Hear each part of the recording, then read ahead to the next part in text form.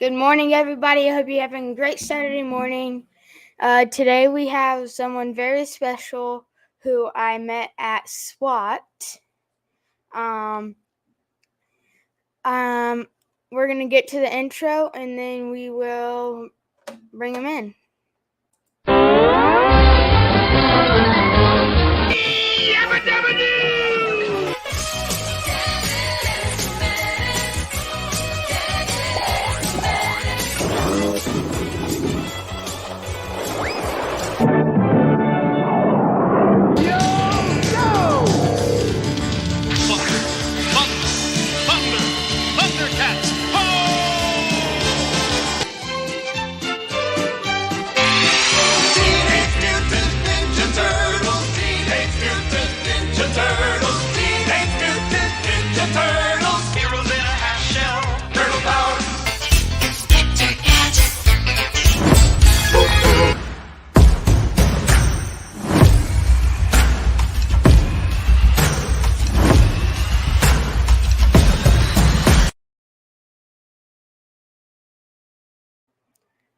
Good morning, everybody. So this morning we have somebody who I met at SWAT. If you're just now joining us, it is Mr. Stephen Guilfoile.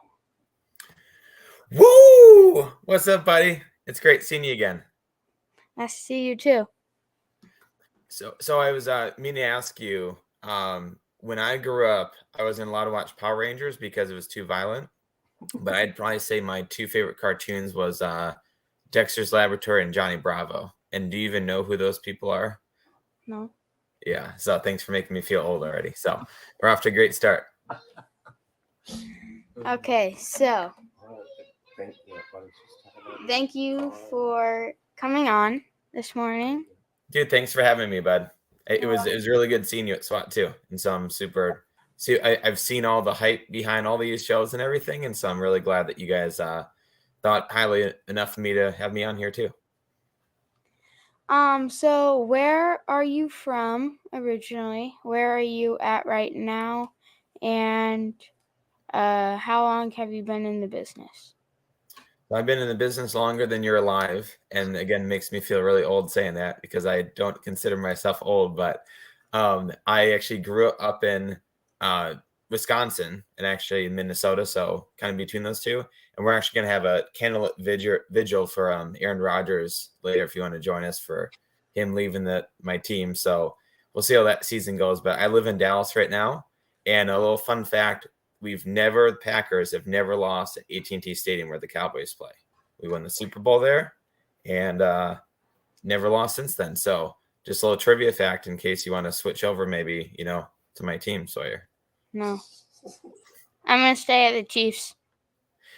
Well, they had a decent year last year, I guess. It was okay. Just won the Super Bowls also. Yeah, decent.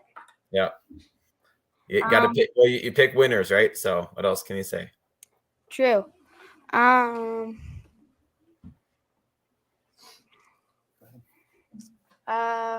don't you start off by talking about the car riding stuff and how awesome it was? Thanks for letting me ride in your car, by the way.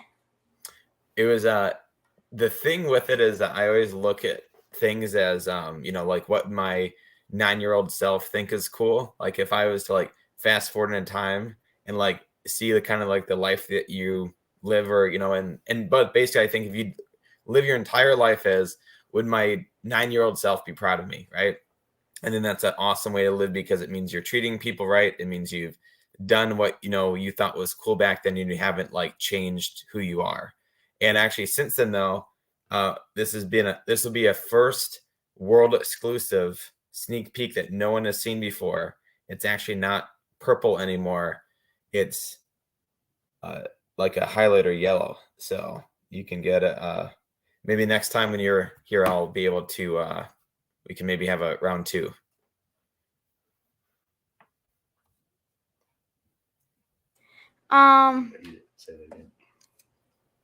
That'll work out. All right, let's go. It's a official then. Yes. Okay, so how long have you had the car, and when did you make the decision to buy it? I've had a lot of really cool cars over the last couple of years, but this one was within the last like 6 months. Got it. And I was like, what would Sawyer think is cool? So I did my whole, everything was just centered around that. Did the doors go like that, or do they just go like that? Right. So that's a big thing. Just if I make you happy, Sawyer, that's really all that matters. That's all my future financial decisions will be based on that. Cool. Well, why don't you share with Stephen your pitch opportunity that you got yesterday at your final baseball party for the show here? What you might be putting together in the next 4 weeks. So one of my assistant baseball coaches, they have their own coffee company. Okay. Well, I guess it's like a little business. It's a big business. It's a big business, I guess, now. And they have 2 online websites. And then they sell it in store in like some states, and like I think it's gonna be like how like it's like the bags of coffee like Dunkin' Donuts and Starbucks, Okay. and they sell those like in store. And then he was wondering if if he could sponsor the show. No crap, huh? Wow. Yeah. And so are you gonna make him sweat on it? Make him give a couple offers and play hard to get? Tell Stephen how you're gonna learn from it. What did he offer to you to do in order to kind of understand how to do a sales pitch? So kind of like the exchange that we made a little. Yeah. Was we are gonna do like he was gonna help me like a lot with like my sales pitches.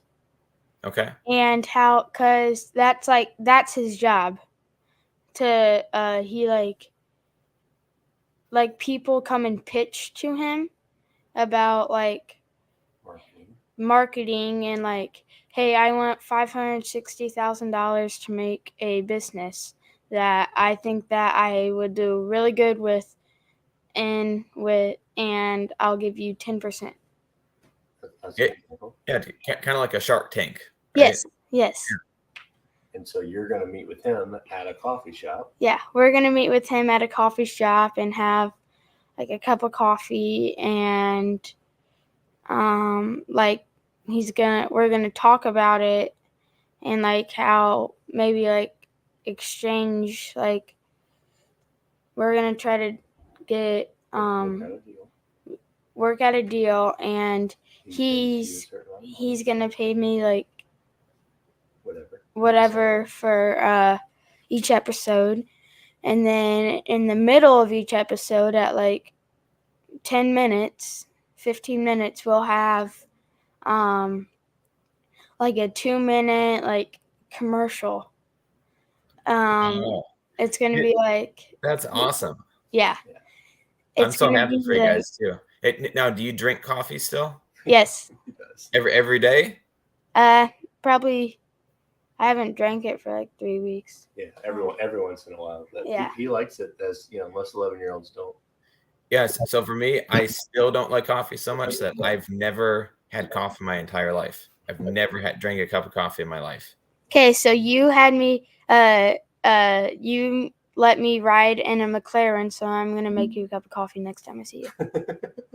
You better make it really good, because I can't stand the taste of it. But maybe if it's this one guy's coffee and it's really good, maybe I'll be like, you made a believer out of me. This is like, I would be, if I like the coffee, I'm gonna be the greatest spokesperson that coffee brand's ever had. Everybody will like it. So we're basically gonna make like a 2-minute like commercial that we're gonna play in the middle. It's gonna be like pre-made for every episode. Okay. And if there's like a change, like a new type of coffee they make or something, we'll put that in it. But it's gonna kind of be like the like how we did the intros and outros. Yeah. It's going to be like one of those that we can just play in the middle because you're able to add any video clip you want to. Yeah, I into love the that. StreamYard. And who did that intro? I love that intro. Yours truly. Well, Dad customized it, Yep. and he made it like at 8:30 one night. Yeah. And we need one. Yeah. And he I was like staying in his room, and he was like, "Hey, do you like this?" And I was like, "Pretty cool." And then we originally had the intro also as the outro, All but right. we were like, we don't want to have a minute long outro, so we changed it to a little 18-second, like it says. You'll see it at the end. Yeah, you'll see it at the end. Yeah, don't ruin it for me. I've been But- excited to see it. Yeah. Yeah, so it's pretty cool how we have started and evolved. Yeah, that's a good word. And so, Well, when that intro was going, I was wondering what your favorite commercial is, or I mean, favorite cartoon. one of my favorites was definitely Blaze. It's not on there. Well, Smurfs was one of my favorites. That used to be the go-to movie whenever we were like younger. That was the go-to movie at Grandma's. Yeah. Was this the 3D one, or is this like the old cartoon one? It was the tape. Yeah. Like the old when we were little. Yeah, it was the tape box. Like the VHS thing or whatever? Yeah, the rectangle and. Wow. Yeah, it's a rectangle. You're right. A rectangle cube with tape inside it. Yeah. Why don't you ask him if you can start doing some insurance, like business questions? I've had more fun. I know it is more fun. You're right. Because I think it'd be fair to say that the McLaren came around because of insurance, probably, right? He's like, I got this, dude. Leave me alone. And then our other cartoons that I used to watch was Blaze and the Monster Machines. Okay. Which were animated monster trucks. So is that like a knockoff Transformers? Because I feel like we had those, but they were actually like really cool. A little bit. Kind of. I mean, they're monster trucks that are able to stand up on two wheels and pick up things with their tires. You wonder what all these cartoons, how weird they're. Like, let's take a cat that can talk and it does whatever. Like, what are these people doing? How many cups of coffee have they had to come up with these ideas, right? What do they do in their free time? That's my question. Yeah, it's maybe fun to watch, but I don't know if I'd want to even hang out with those people. They seem kind of weird. They're gonna try to animate your cat. Yeah. And then obviously Mickey Mouse. That was one of them. And then, I mean, we watched some Sophia the First. I mean, there's like no cartoons anymore. Yeah. It's like all like Netflix and. Yeah, that's what I was asking, because like the whole Saturday, Sunday morning cartoons, like I don't think those are really around. But again, like we don't even have like cable to even know if it's on channel 10 or whatever, like it's just all on there. So yeah, and like I told you, I grew up where like we couldn't even watch Power Rangers. I remember that being too violent, so we couldn't see that. So I don't know if that's the same thing, and knowing Joe, Joe Campert. I don't. His mom let him watch any scary stuff too. He probably still doesn't get to watch any scary stuff. That's funny.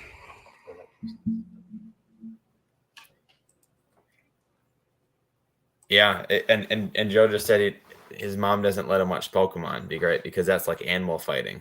You think about it. Well, we've done like 5 questions. Do you have any questions for me? Well, I got the most burning one was the favorite cartoon, right? Obviously, theme of the show. But I guess I was gonna say, like, what do you Do you know what you want to do when you grow up yet? Insurance. Is that is your dad got a is he giving you the look, or is that the actual answer? Like, I think no, I know we talked about it. That would, and I think you're so perfect for it, and kind of just maybe like to kind of even answer one of the business questions too. It doesn't matter what you're doing. It doesn't need to be insurance. It doesn't. You just, as long as you're good to people like you, and they want to work with you, and they want to find a way, like, with fun, interesting people. That's really all it is. And so I think what you have here is such a cool dynamic channel to, again, just meet so many different types of people. And I love what you're able to do and learn and just kind of network through this in the most like purely organic way. It's absolutely awesome. So I think not only that, but I think you got the right mindset, your great personality. I think you're going to do absolutely awesome. I think, when I got into it, it wasn't one of those things where we did because it was exciting or as fun or whatever. It was just like, it was kind of, the end to a means, right? Of just like, I know people that make a lot of money in it, so maybe that's a good thing to do. But when you make it not about what it appears to be, like banking, insurance, that's boring. But when you make it about people, it makes it really fun, and it creates every day that you live a situation that you're not actually feel like you're going to work. You're just going to work with your friends and just like kind of going to school again. Yeah. What is something that you've learned about yourself while being in insurance? I think that's actually a really good question. I think the best part about it is that you learn through a lot of failures, a lot of hard times that you have to go through. Like, it's not as easy everybody kind of makes it out to be. And I think a lot of times, when you go to these conferences, it's all these people that are doing really, really well. And then you kind of look back and it's like, well, I'm not there yet. And I think just being patient is probably one of the best virtues that you learn through this, that it will happen. But again, these people have been doing it, again, like longer than you've been alive. So imagine, like, from the moment you're born, doing one thing and getting better at that every single day, right? So when you do that, I think it's almost a guarantee that, if you stick with it, you'll be super successful. I agree. I mean, I can't imagine how good you would be if you started as 10 years ago. You'd be probably, if you started 10 years ago, how much money do you think you'd be making? Well, I started 13 years ago, so I could exactly answer that, right? but the cool thing with it is that you look at like the best, like professionals of the top of their sport, right? Like every Olympic, every professional athlete, every baseball player, every football player, they all started when they were like 3 or 4 years old, right? People that are like downhill skiers, they can ski before they can walk, right? And so what you and your dad have done getting into this as early as you have, you basically have a 10-year head start over anybody that just got their license, even, right? Most people can't get your license till you're 18. So most people aren't even working or even in that industry at all, right?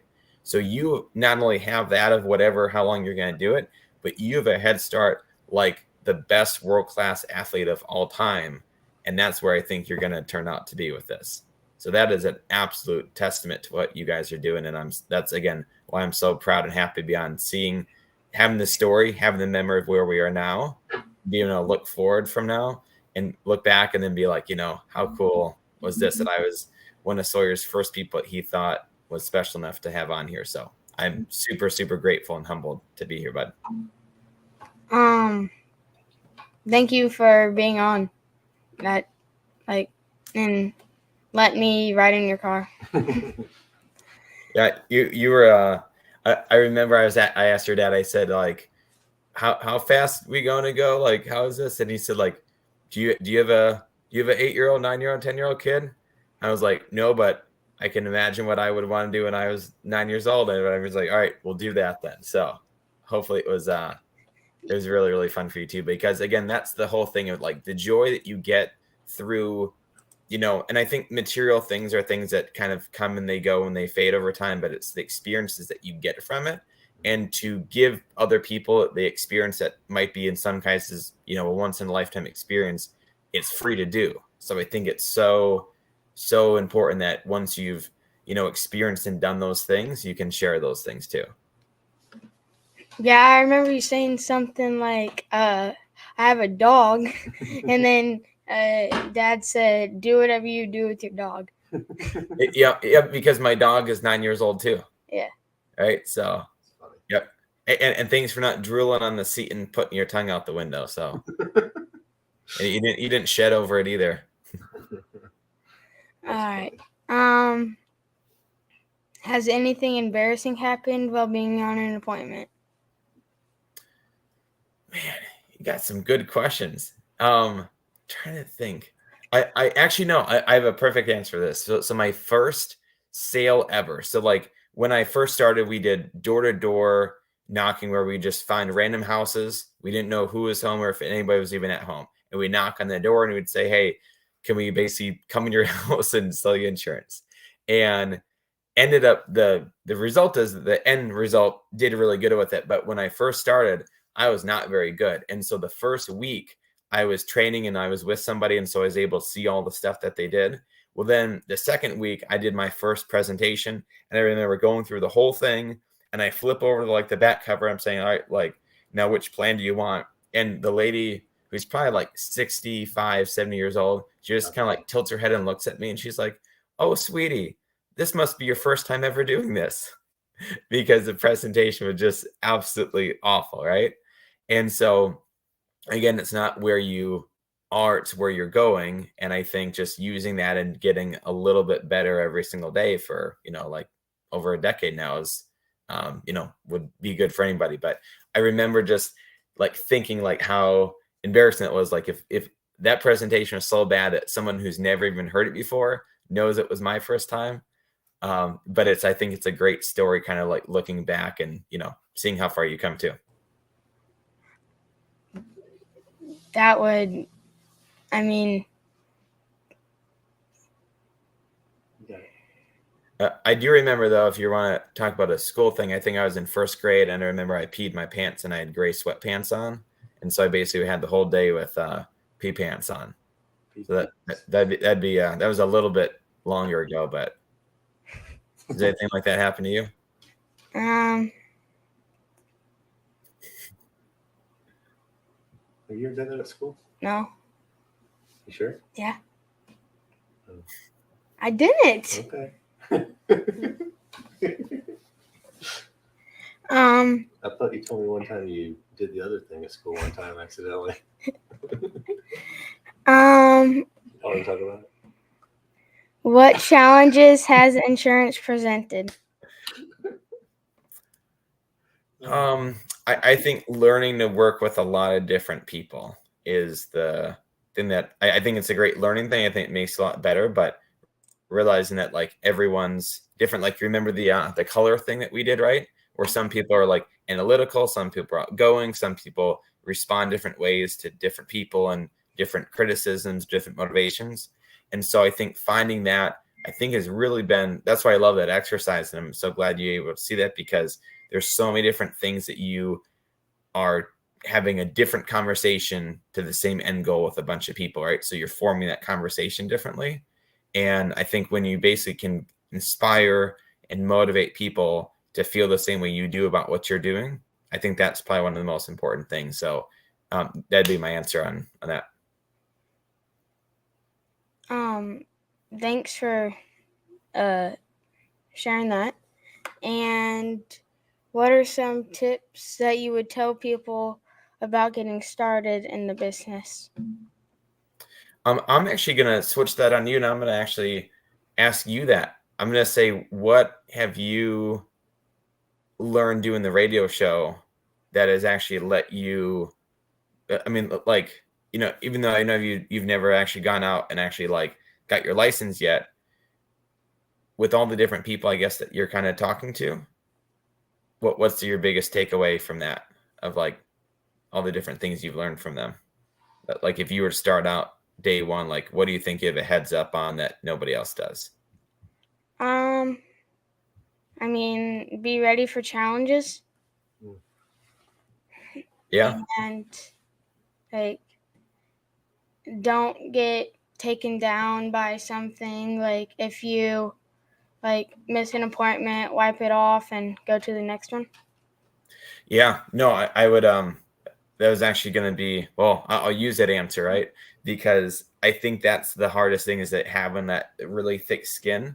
And one of the best pieces of advice that actually one of my first mentors ever gave me, he said, don't ever get too high and don't ever get too low. And we're like, why wouldn't you want to get like too happy or like too excited or whatever? It's because, I mean, even if you look at like on a dopamine on a chemical level, your happiness is relative to where you were, right? So if you're really happy and then you allow yourself through an appointment or whatever to get discouraged or get upset or, feel bad about yourself for doing that, then that drop is so much that basically, in a lot of people, it even causes them to give up. So I think just kind of keeping it mellow on both ways, I think, is really, really good too.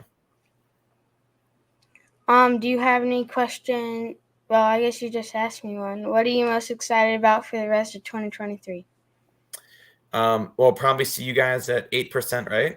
In about a month? No? Okay. I can't be there. Hey, do I get to see your dad? No. We had They're going to Jamaica. Yeah, we had a year ago. We were asked. To That's right. Congratulations on that, by the way. That's gonna be fun. That's not a bad excuse to miss it either.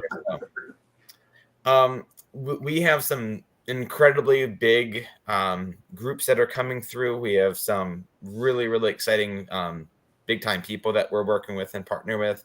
And so I'm really excited to kind of see where that stuff goes.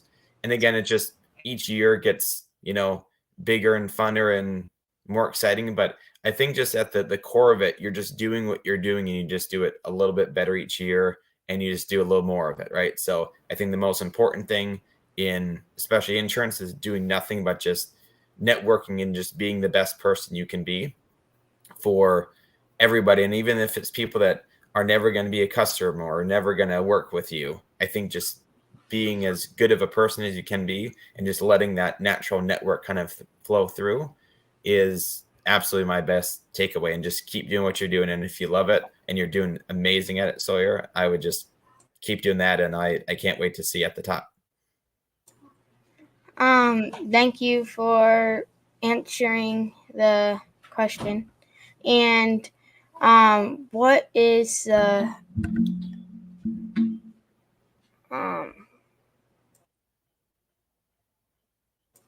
speaking of which, what does AffordaCare Insurance do? So we do health insurance for usually medium to large companies. So basically, like the biggest expense that people have is usually paying their employees and paying for like their major medical, like group health insurance, right? And so we can make that experience cheaper, better, easier, more accessible. That's taking probably the single biggest part that every company deals with and solving that problem. And so that's kind of how we start. And then there's so many different things of, like we talked about, like to be able to use and expand and connect and network with all sorts of people from there. But at the essence of it, we're solving solutions. We're not creating new costs. We're not adding problems. We're taking what somebody knows and making it better. And a follow-up question for that: do you work with the customer by themselves or the business? Right now, it's mostly with the business owner that we work with. Now, when I started, like I said, we used to knock on doors. And so it basically was just one effort for one door for one sale, right? And so it's just a linear thing, right? If you wanted to make 100 times more money, you'd have to work 100 times harder. Where like in this case, now one contact, one yes, one person equals 100 sales or 1,000 sales, right? So even though these things might take years to accomplish or actually like kind of close, potentially getting one person to say yes one time is the equivalent of getting 1,000 people to say yes 1,000 times. And so that's one thing I've kind of learned, just as you grow, kind of expanding your time, right? And if you have another thought, let me know, but I do have a question for you too. Did you say you have a question for me? Yeah. You ready for it? Yeah. Do you know what a fax is? We're going to do a cartoon edition, old how old am I gonna feel at the end of this? You cut out. Can you repeat that? Yeah, I said we're gonna do a how old is Steven gonna feel at the end of this interview conference. So my question was, do you know what a fax machine is? No. All right. And so I guess I'll ask a follow-up question. So a fax machine was, and it's absolutely insane because people still use it all the time. But basically you'd I actually know. I need your dad to explain it. I'm older than Steven, so it was kind of like, imagine putting a piece of paper into the printer over there and dialing a phone number. It was a fax number, and it would feed it through the machine. It would copy what it said into like print, and then it would send that message over to another printer called a fax machine, and then it would print. It would grab the signal of all the information and then print out what you were faxing over. So it's basically like a copy that went through a telephone line onto another printer. Now it's called email. Oh, okay. So here's my question. How long do you think that would take to send back in the day? So if I was to send you a fax, how long do you think that would take? Keeping in mind, it's got to go through that machine. It's got to read all the information on the piece of paper, right? So imagine if you have like a 5-page document. That's kind of what he's asking. It's got to go through, get copied, go through the telephone lines, and then end up on the other person's printer and then print it out. So you're in Texas. Yeah. And I'm in Illinois. Yeah. It's probably like a 12-hour drive. Well, yeah, but this is through telephone lines. Yeah, and I guess what if one of them's down? That's not going to help. Right. So you have to deal with that. I don't know, probably a couple days.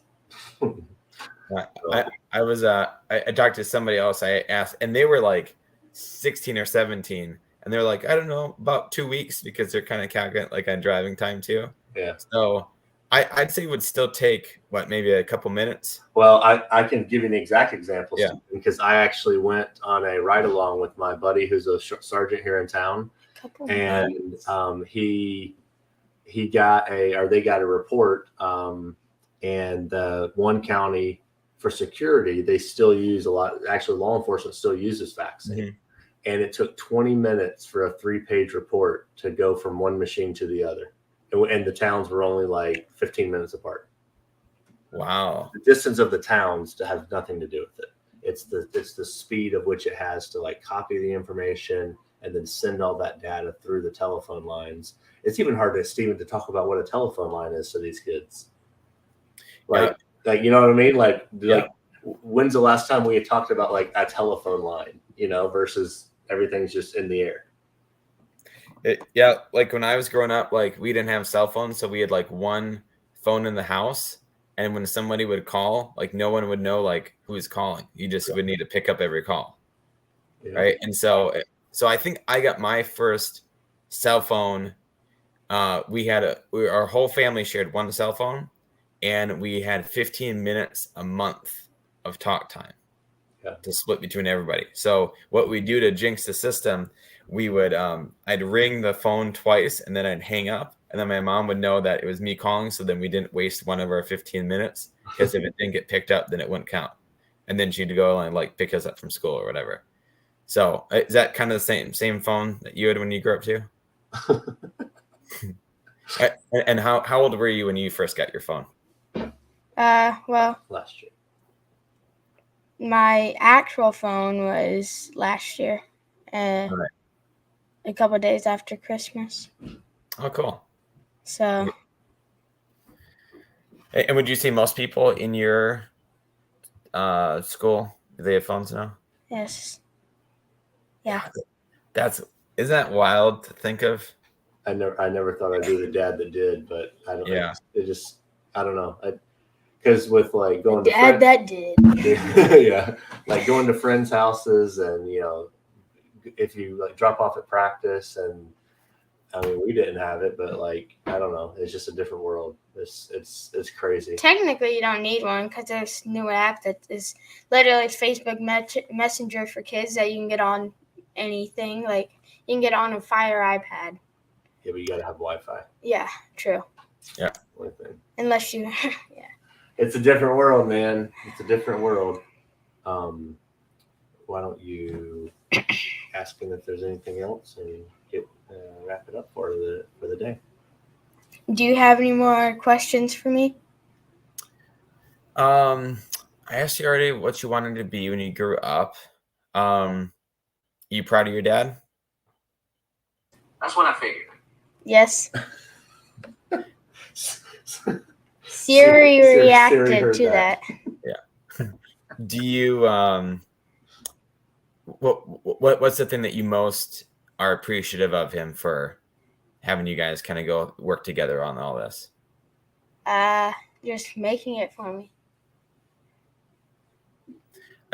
I think one of the things that I love about your relationship, and that I'm so happy for you, Sawyer, is that, you know, anybody could do that, but you're the one who's, of all the kids your age, you're the only one that's actually like taken the effort and actually have done it, right? It's easy to talk about it and think about it and say it, but like you're actually living, you're actually doing it. And that's by far the hardest step, right? It's not about like, how good is it, right? I mean, if you look at all these different people that like have YouTube channels and you watch like the very first video that they ever did, it is absolutely awful, right? And Cody showed his at the yeah. Yeah, no, he's probably got one of the worst ones too. we showed his whenever we interviewed his wife. We showed his on the podcast. Oh wow, yeah. No, and I'm sure you can find some stuff in me, and it's absolutely terrible too. So it's not about, again, where you are, it's where you're going, and I love the path that you're on, and I'm so excited to follow you and see everything that you're doing. And again, just kudos to both you guys. I think you're a great team. I think there's so many fathers and sons that would absolutely be so envious of the relationship you guys have. So I know it's not always easy, but I'm such a big fan of you guys, and I'm, again, so appreciative to be on here. Thanks. All right, let's wrap up the show. Thank you for being on here. I'm really glad that you were able to come on. Thanks for all your all the questions that you answered, and all the advice and conversations we had. Yeah, thanks for making me feel old. And again, like, I'm 35, so like I felt like, I think when you're 40, I think you get old, but isn't it cool how things change and how time has gone? So yeah, just love it and keep living it, buddy. And again, thanks again so much for having me. Have an awesome Saturday and 4th of July. All right. Okay, keep all your fingers on, okay, from the fireworks. Okay. Tell him how to do the SMC out. Okay, so we have a special outro where you do SMC out and you do next to the camera. Okay? Oh, say that again. So we have a outro where I say SMC out, you do next to the camera. And go like that? Yeah. Okay. You ready? All right, Okay, you ready? ready? Go for it. SMC out.